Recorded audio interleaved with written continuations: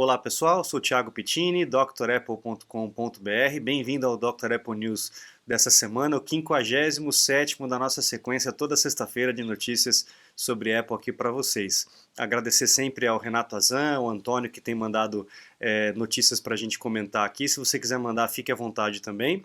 E também falar a respeito do podcast, que você já sabe, os links estão aqui embaixo, ou só procurar Dr. Apple na sua plataforma preferida que você vai encontrar, tá? Vamos para as notícias dessa semana, tem algumas coisas de história que são bem legais para a gente contar. A primeira é que no dia 30 de 1979, 30 de julho de 1979, começaram aí os trabalhos com o computador Lisa. A Apple vinha na fabricação do Apple I, Apple II, etc. E o Steve Jobs resolveu fazer uma cisão dessa linha de computadores e criar um computador novo com o nome Lisa, que é o nome da primeira filha dele, só que ele não quis dizer que era Lisa por conta da filha dele. Ele inventou um nome aqui, como é que é? Deixa eu ver aqui embaixo. Ele inventou um nome que era Local Integrated System Architecture, só para dizer que não estava falando da filha dele, né? Ele teve um problema aí pessoal de relacionamento, então era um assunto delicado dentro da fábrica. E os engenheiros falavam que Lisa significava Let's invent some acronym. Então era uma brincadeira entre eles ali, mas todo mundo sabia que era por conta realmente da filha dele. E esse foi o primeiro computador com a interface gráfica. Que a gente conhece hoje, né, com o mouse e tudo mais. Então a gente tem aí o que a gente, do que a gente conhece hoje, né, do que se desenvolveu até hoje. Então a Lisa pavimentou aí o caminho para o Macintosh e o Macintosh perdura até hoje. A ideia do Steve Jobs com a Lisa era fazer o primeiro computador voltado para as empresas, já que a IBM já estava avançando nesse mercado e o Apple era mais um computador caseiro para o consumidor final.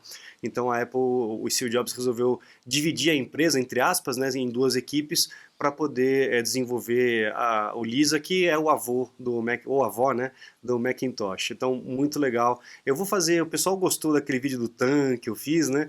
Eu vou fazer um projeto aqui de pelo menos, sei lá, em alguma frequência, eu vou fazer um vídeo contando aí a história da Apple de pouquinho em pouquinho para vocês conhecerem algumas curiosidades, beleza? Mais uma curiosidade, mais um pouquinho de história para vocês. No dia, deixa eu ver aqui, 26 de 2005, foi o último dia que foi vendido o iBook G4. Quem já teve um desse, levanta a mão. Eu já tive uma máquina dessa, era espetacular. Eu, inclusive, gravei música nele, com o microfone dele, para você ter uma ideia. Não ficou lá essas coisas, mas para a época era um absurdo você conseguir fazer isso com um notebook, com um laptop, né?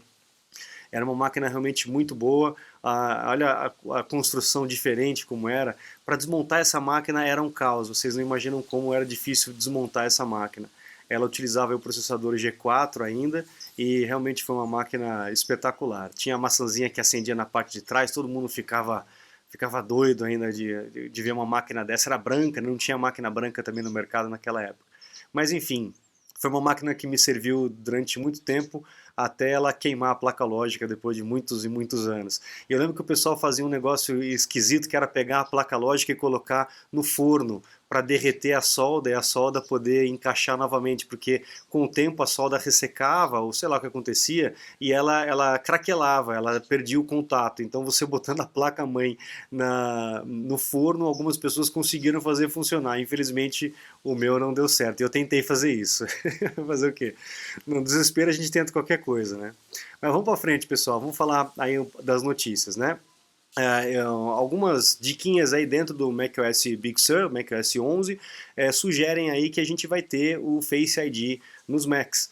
A gente já falou alguns Dr. Apple News para trás, e quem acompanha já está ciente disso, né, da patente que a Apple tinha registrado de colocar o Face ID nos computadores. E é um caminho lógico, uma evolução lógica aí para a gente poder aproveitar esse recurso que é tão legal nos iPhones para dentro dos Macs também facilitar ainda mais o nosso dia a dia no uso da máquina, tá? Por falar em uso da máquina, um rapaz aqui, ó, deixa eu ver, o Felix Reisenberg, ele conseguiu emular o macOS 8 aí para a gente poder rodar hoje em dia na máquina. Olha que legal, pessoal.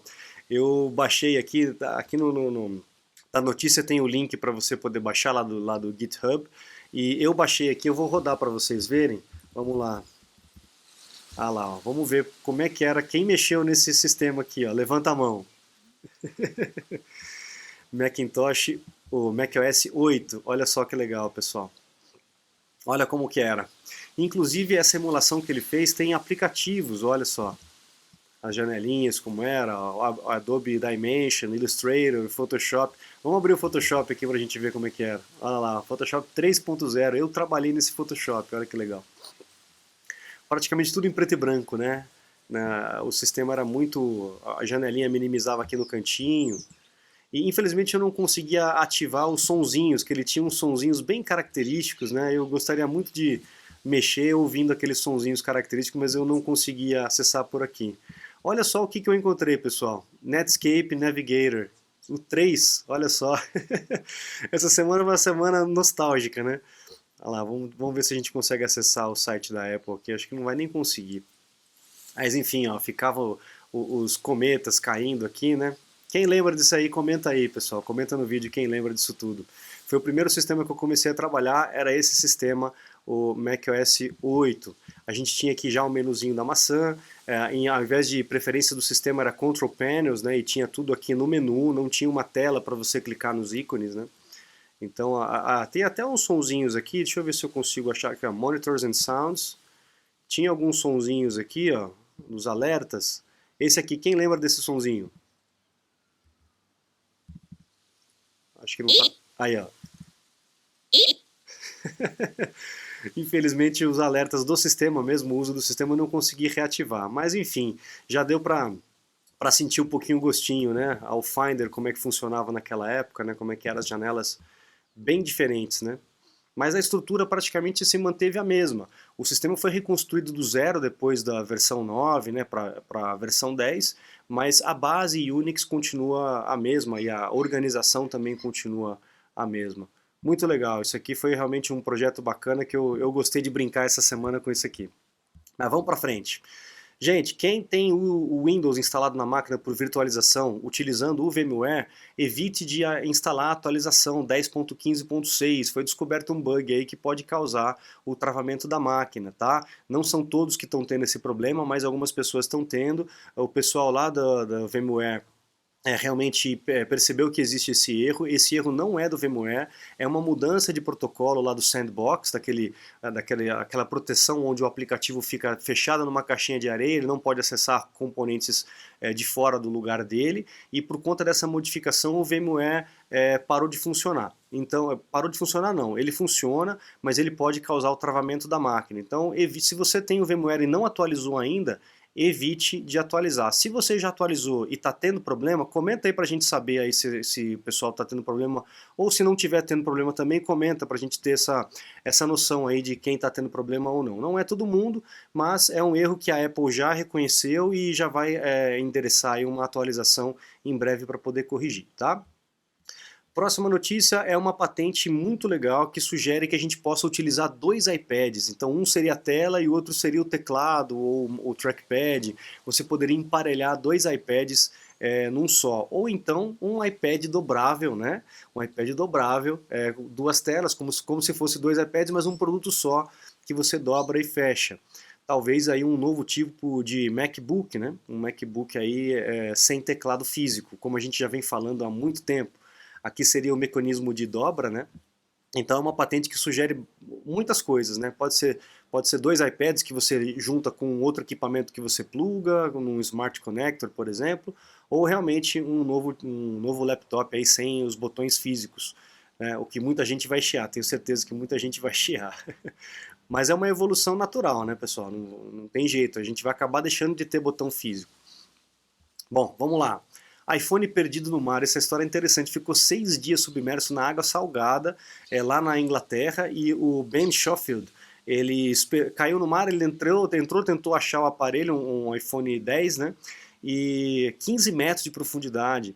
E depois de 6 dias, depois que a maré baixou, ele foi com outro mergulhador lá, conseguiu encontrar o aparelho, deu uma limpada, deixou secar, e a hora que ele foi mostrar o aparelho que ele tinha encontrado para o chefe, o aparelho vibrou. Tinha 3% de bateria ainda, o iPhone dele. Olha que história interessante. Essa quem mandou foi o Antônio. Valeu, Antônio. Eu adoro essas curiosidades aqui. Enriquece bastante o nosso Dr. Apple News. Vamos lá, próxima.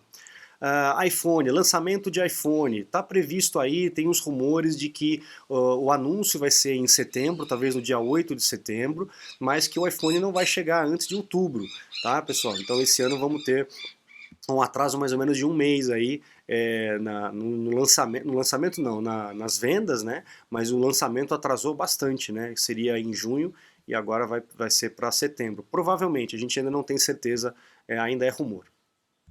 Mais rumores aí, o novo iMac vai chegar aí, só que não terá com o Apple Silicon e ainda vai ser com o visual antigo, com o layout antigo. Provavelmente vai ser o último upgrade interno que vai ter no iMac para eles lançarem realmente um produto novo. Olha que render legal desse aqui, né? Misturando o iMac antigo abajur, né? Com uma tela bem fininha, seria bem legal um iMac desse, né? E o suporte tem que ser bem porreta para poder aguentar uma tela grandona. Mas seria bem legal um visual desse no iMac novo, é uma ideia futurística aí bacana. Obviamente que não tem nada a ver com a Apple, é um outro designer que desenvolveu isso, mas a gente tem aí essa projeção para um iMac novo ainda esse ano, mas não tão novo quanto a gente espera, tá? Ainda falando de vazamentos, né? Teve um Twitter que é o KJ_KJ, vazou aí preços, possivelmente preços que a Apple vai trabalhar aí com os iPhones. E a notícia não é muito boa. Houve um acréscimo aí, se o vazamento estiver correto, né? Um acréscimo aí de 50 a 100 dólares no preço dos iPhones. Equiparando o preço quando lançou o iPhone 10. Lembra que quando lançou o iPhone 10 o preço aumentou, depois eles reduziram 50 dólares e agora eles equipararam de novo ao iPhone 10. A gente não sabe se é verdade ou não, mas é bem provável, porque existem rumores aí que a tecnologia 5G é muito mais cara do que a 4G e que isso realmente encareceria o preço do iPhone. Tomara que não, né, pessoal? Ainda mais aqui no Brasil o preço já é tão caro, né? Lá fora nem tanto, é óbvio que é um celular premium lá fora, é um preço maior do que a concorrência, mas o preço aqui no Brasil é um absurdo, né? Então tomara que não, tomara que esse vazamento esteja errado. Em contrapartida, essa mesma pessoa vazou aí os preços dos MacBooks com o processador ARM. E a notícia é boa, a notícia é que o processador ARM vai fazer cair aí cerca de 200 dólares o preço dos MacBooks. Então o iPhone vai subir um pouquinho, mas os MacBooks podem aumentar aí, reduzir 200 dólares.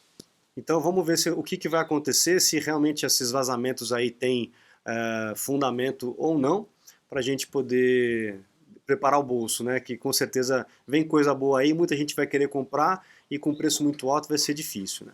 E para a última notícia dessa semana, a Apple finalmente se livrou aí da dominância da Samsung com o mercado de displays. A Apple praticamente comprava só da Samsung os displays para os equipamentos. Como nesse ano teve uma queda de pedidos, a Apple teve que pagar uma multa gigantesca para a Samsung. A gente comentou isso no Dr. Apple News passado. E o que aconteceu? Essa multa que a Apple pagou levantou o ano fiscal aí da Samsung, salvou a Samsung financeiramente nesse ano.